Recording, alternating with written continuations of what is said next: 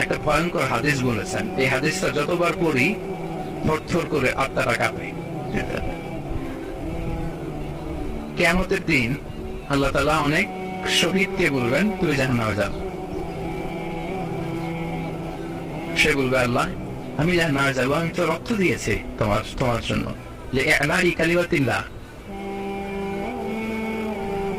আমার দেহের তাজা রক্ত দিয়ে আমি শহীদ হয়েছি, জানাজা ছাড়া আমার দাফন হয়েছে, আমি তো জান্নাতে যাবো। আল্লাহ বলবে না, তুমি শহীদ হয়েছ এই কারণে যে লোকজন তোমাকে বীর বলবে, বীর বাহাদুর।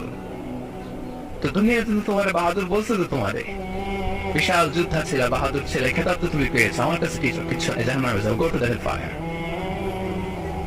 অনেক দানশীলকে আল্লাহ বলবে জাহান্নামে যাও, সে বলবে আল্লাহ